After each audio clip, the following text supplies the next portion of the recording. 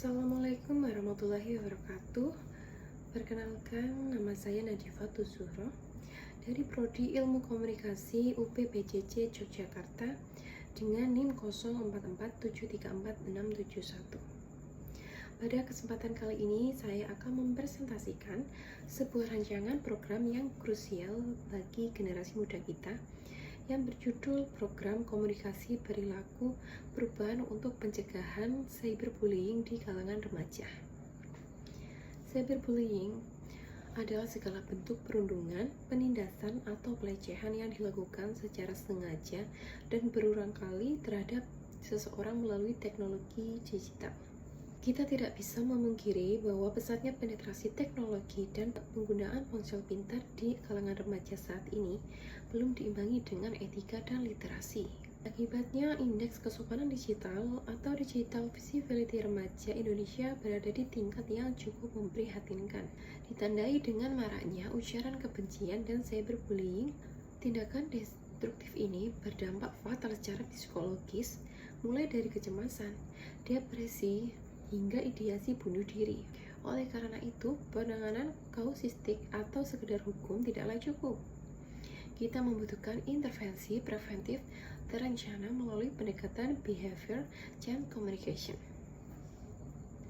Melalui analisis situasi, mengidentifikasi 3 masalah utama, yaitu rendahnya kesadaran remaja akan dampak hukum dan psikologis, minimnya pemahaman etiket di ruang digital yang dianggap anonim, serta keefektifan kampanye konvensional yang kaku dan satu arah. Berangkat dari hal tersebut, program ini memiliki tujuan umum untuk mengubah perilaku komunikasi remaja agar lebih positif, empatik, aman, dan bertanggung jawab.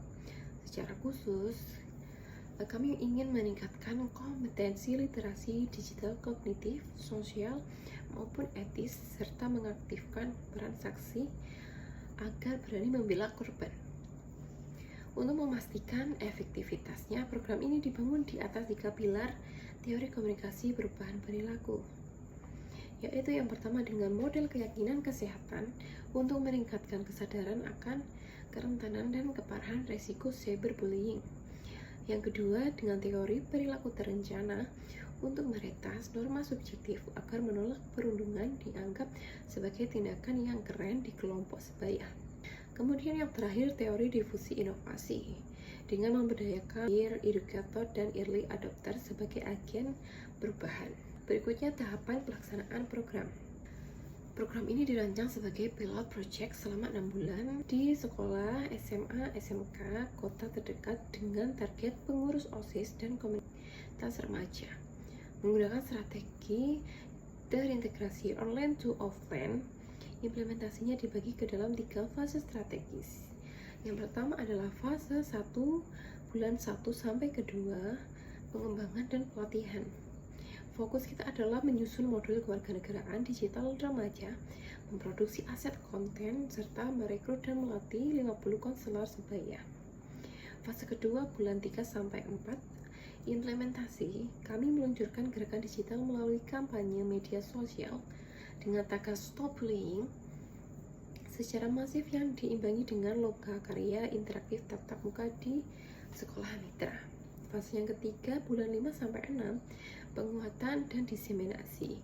Untuk menjaga keberlanjutan, kami mengadakan kompetisi konten kreatif, meresmikan klub sekolah dengan Digital Guardian Club, serta menggelar diskusi publik virtual yang melibatkan siswa, orang tua, dan guru. Strategi media evaluasi dan indikator. Pendekatan komunikasi kami gunakan mengombinasikan strategi edutainment melalui video pendek di TikTok atau Reel. Komunikasi partisipatif yang menempatkan remaja sebagai kreator serta social marketing. Alokasi anggaran pun dikelola secara proporsional dengan porsi terbesar pada produksi multimedia dan pelaksanaan event. Kemudian rekomendasi dan penutup yang terakhir. Sebagai kesimpulan, program interaktif persuasif ini menjadi langkah strategis dalam membangun kembali kesopanan digital remaja kita. Namun, keberhasilan jangka panjang membutuhkan dukungan ekosistem yang luas.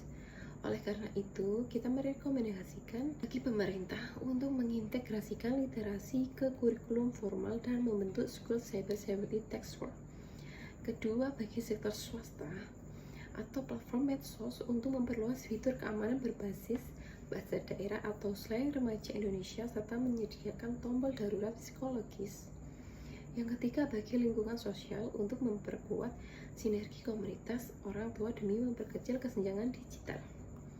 Mari bersama-sama kita menciptakan ruang digital yang aman, sehat, dan empatik untuk masa depan generasi muda Indonesia. Jika ada kesalahan, saya mengucapkan mohon maaf sebesar-besarnya. Terima kasih.